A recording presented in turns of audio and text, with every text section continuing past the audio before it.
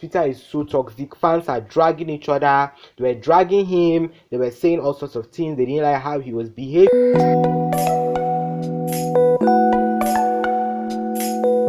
Today's video, we are going to be doing something different, guys. I did a video previously where I talked about Big Brother Naija show and how to study with it and blah blah blah.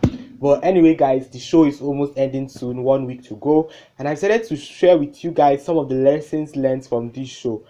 I normally post some of these lessons on my WhatsApp status. Let me just cover my hoodie. So in case you don't know what the Big Brother show is, I already explained it in my previous video, which I'm going to leave the link down below. But anyway, these are the lessons I've learned from some of these housemates, and I'm certainly not going to mention their name because they are getting enough publicity and I am not a cloud chaser. But if you know any of their names, you can leave it in the description box and I'll tell you if you are correct or so, guys. For lesson number 1, and that is no publicity is bad publicity. Guys, I'm sure I've heard this a couple number of times, to be honest, and me watching this from the show is crazy. Let me give you an instance. There was this housemate that the whole country, I don't, which whole country, okay, let me just use the fans were tired of, like people watching the show were tired of, because of how he was behaving, how he was acting, and they wanted him to come out of the house already. And yeah, he eventually came out of the house a week before the last week. But the funny thing is that with all the complaints, with all the drags, with all the insults, guys, Twitter is toxic. Like when it comes to this show, Twitter is so toxic. Fans are dragging each other. They were dragging him. They were saying all sorts of things. They didn't like how he was behaving and all of this stuff. But even if they were all insults and drags, the funny thing is that his Instagram following, his following kept growing. Like even if he was getting so much hate and so much haters and he was losing fans, his following kept on growing. And I was like, so you mean with all these drags, people still follow him? I know some of them following might just be haters, and I know that some of them following may not be genuine fans, but his following kept on growing and growing and growing. Like it is totally insane. He eventually left the house, maybe because of the fans got tired of voting, or I don't know, but eventually left the house. But funny enough, his following kept growing and growing. So I think this just proves to us that no publicity is bad publicity, to be honest. No matter how controversial it is, it's funny enough, no matter how bad or controversial it is, people still want drama, people want content, people want controversies, people, and it's just crazy and insane. But guys, this is one thing I've learned from the show.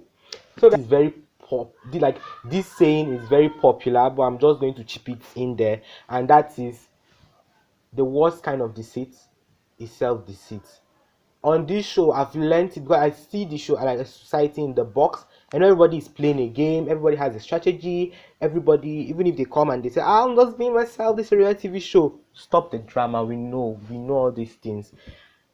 Even if all of these people are saying they're being real and everything, on this show, guys, there are a lot of people trying to deceive themselves, like trying to deceive themselves that their friend actually like them, and it's just crazy. If somebody doesn't like you, back off. It's as simple as that. Don't try to convince yourself, oh, maybe like on this show, if somebody don't want to maybe go out with you or date you, it's fine. Don't try. I see some people on this trying to convince that maybe if I just add, they use apply pressure this season, and it is crazy. Let's just apply a little bit pressure. Maybe if I keep asking, maybe she'll agree. Maybe if I keep giving her gifts, she'll stop deceiving yourself. If you don't stand a chance, she said no, back off. Don't pressure her to say yes. It doesn't. I don't think it works that way. I'm not a psychologist or a therapist or anything, but if I'm looking down my phone, guys, I have the quotes on my phone. Okay. This another quote that I wrote. Some of these quotes I'm going to be putting it up so that you can actually like see what I wrote. So now, don't force the matters of the heart. You keep getting heartbroken because the feelings are not mutual. Give it space and time to heal. Remember, what will be will be. Guys, like this was what I also learned on this show. I see a lot of people. There was this particular person. There's this person in particular, and gosh, I think I'm sweating. There's this person in particular, and he kept on trying and pursuing and chasing. And if you know who this person is, leave it in the comment section, and I'll confirm it or not.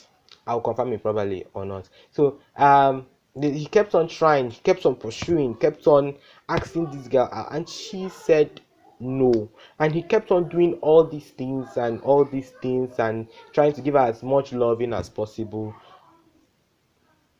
But to be honest, you can't force the matters of the heart. What will be will always be. Don't try to force somebody into liking you, or don't try to force somebody into loving you. Yourself some self-respect, because there is someone out there who loves you.